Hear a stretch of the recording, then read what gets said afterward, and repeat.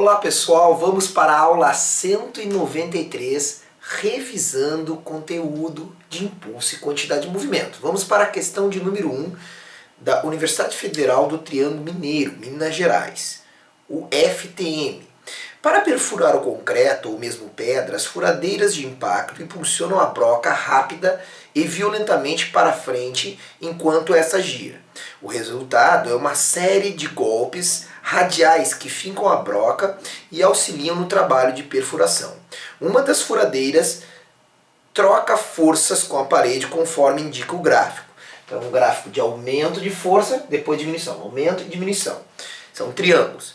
Se ao fazer um furo essa máquina demanda um tempo de 20 segundos, o impulso radial total transferido para a parede em Newton vezes segundo é...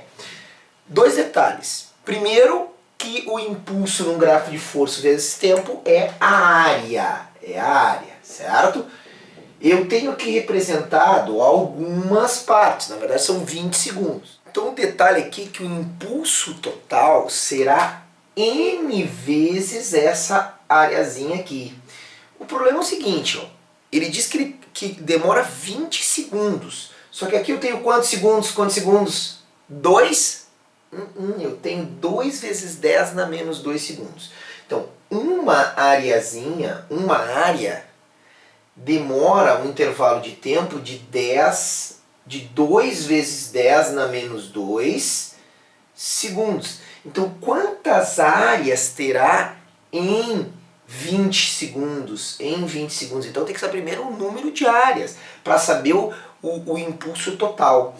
Tá? Esse x aqui, ó, o que vai dar?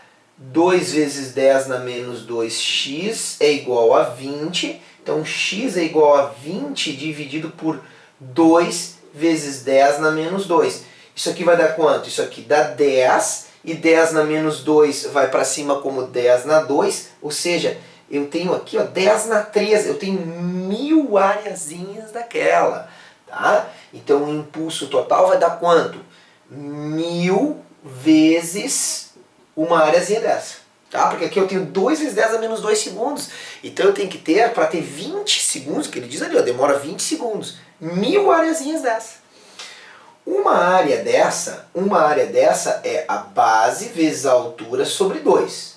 A base, nota, cuida, a base é 2 vezes 10 na menos 2. 2 vezes 10 na menos 2. A altura é 2 sobre 2. Corta um 2 com 2. Uma areazinha, porque o impulso, tu tens que saber que o impulso é a área do gráfico força versus tempo. Tá? Por isso que a gente está calculando a área daquele triângulo. Uma areazinha é 2 vezes 10 na menos 2. Então a conclusão, quanto é que é o impulso total? O impulso total será 1000 vezes 10 na 3 vezes 2 vezes 10 na menos 2, que é o quanto vale uma área. Então o impulso total dará quanto? 2 vezes 10 na 1, 2 vezes 10 na 1, Newton vezes segundo, ou seja, 20 Newton vezes segundo, alternativa A de Argentina. Então tem que cuidar que tem pegadinha nessa questão número 1. Vamos para o número 2, o Unifesp. Uma menina deixa cair uma bola de massa de modelar que se choca verticalmente com o chão. E para a bolinha tem massa de 10 gramas e atinge o chão com velocidade de 3 metros por segundo. Pode-se afirmar que o impulso exercido pelo chão sobre essa bolinha é vertical e tem sentido para cima.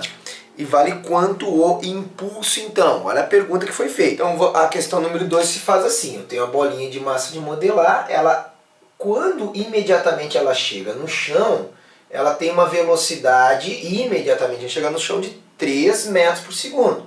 Só que o que vai acontecer? Essa bolinha ela vai bater no chão e vai ter uma velocidade final igual a 0. Bom, o impulso, eu tenho a massa e a velocidade inicial e final, eu quero saber o impulso. Vamos lembrar que o impulso da força resultante é a variação na quantidade de movimento. É a quantidade de movimento final menos a quantidade de movimento inicial. Vamos botar um referencial. Por exemplo, vamos botar que para baixo é positivo. Se para baixo é positivo, aqui é mais 3. Tá? Então vamos ver para onde é que vai dar o impulso. Então, vi que eu botei um referencial para baixo positivo.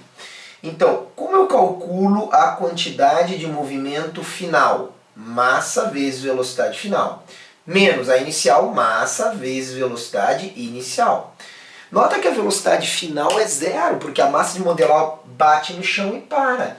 Agora, a massa, notem, a massa da bolinha é 10 gramas. 10 gramas. Lembrando que 10 gramas é 10 vezes 10 na menos 3 quilogramas, ou seja, 10 na menos 2 quilogramas está aqui a massa da bolinha de massa modelada.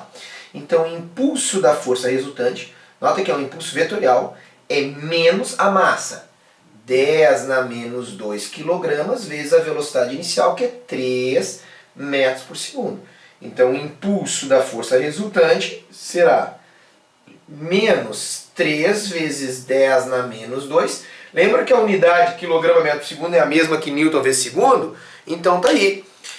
O sinal de menos significa que o impulso foi para cima. Por que foi o impulso que foi para cima? Ora, porque para baixo era positivo, se ele deu negativo, o impulso é para cima e vale 3 vezes 10 na menos 2 Newton vezes segundo. Resposta arte argentina para essa da Unifesp. Questão número 3. O ESP. Eu imagino que seja Universidade Estadual do Piauí. Imagino, podem me corrigir aí. Quando um ovo cai de uma certa altura em um piso de cerâmica vitrificada, ele quebra. Mas quando cai da mesma altura em um tapete macio e espesso, ele não quebra. Assinale a afirmativa que dá a explicação correta para esse fato. Ah, interessante, hein? Olha só, então ele cai num piso duro lá, pá, e quebra. E cai num piso de carpete, ou um piso mais macio, e não quebra de uma mesma altura. Vamos ver por quê. Alternativa A, será que o tempo de interação do choque é maior quando o ovo cai no piso de cerâmica vitrificada? B, o tempo de interação é maior quando o ovo cai no carpete mais espesso? A força média é a mesma nos dois choques? A variação da quantidade de movimento é maior? Do que se trata essa questão? Essa questão se trata da mesma questão do airbag. Mesma questão do airbag. A questão número 3 vai falar o seguinte, eu tenho um ovo com uma determinada velocidade e ele bate no chão. Tudo vai depender do que? Do tempo do contato do ovo com o chão. Se o tempo é pequeno, a força tem que ser grande. Se o tempo é grande, a força é pequena. Notem que na questão número 3, o impulso é igual à variação na quantidade de movimento. Variação da quantidade de movimento é massa vezes variação de velocidade. Bom, a variação de velocidade é a mesma nos dois casos. Ele estava com uma determinada velocidade, vai ter que parar. A massa do ovo é a mesma. Então a variação da quantidade de movimento e o impulso é o mesmo. Então nota-se que tem 3 coisas que são iguais. O impulso, nas duas situações, no chão e no carpete é a mesma. A variação da quantidade de movimento é a mesma. E a variação de velocidade é a mesma. Agora, o que não é igual? Porque se o impulso é o mesmo, a jogada é o seguinte. Impulso é força resultante vezes ΔT. Para o mesmo impulso que o ovo vai sofrer nas duas situações, o que eu quero? Se eu colocar um ΔT, um ΔT grande, eu teria uma FR pequena. Ao contrário, se eu botar um ΔT pequeno, eu teria uma FR grande. Então o que acontece quando bate no piso duro, lá no piso que ele fala ali, é um piso de cerâmica vitrificada? O tempo de impacto é muito pequeno, então a FR é grande. Com a FR grande, o ovo quebra. Por que ele não quebra quando ele bate lá no carpete? Porque o carpete dá uma amortecida e o tempo é grande. E aí a força é pequena e o ovo não quebra. Legal? Igualzinho a questão do airbag, tá? Ou do carro de Fórmula 1 batendo nos pneus. Então, resposta. O tempo de interação do choque é maior quando o ovo cai no tapete macio e espesso. B de Brasil. Nota que podem confundir alguns casos por aí, ó, D, ó. A variação de quantidade de movimento no ovo é maior. Não, a variação de quantidade de movimento é a mesma, tá? Então, Tá aí então a ficha número 1, uma ficha, vamos dividir, fazer umas fichas menorzinhas aí, senão o pessoal reclama quando as fichas ficam, né, muito compridas, tá certo? Então a aula está encerrada.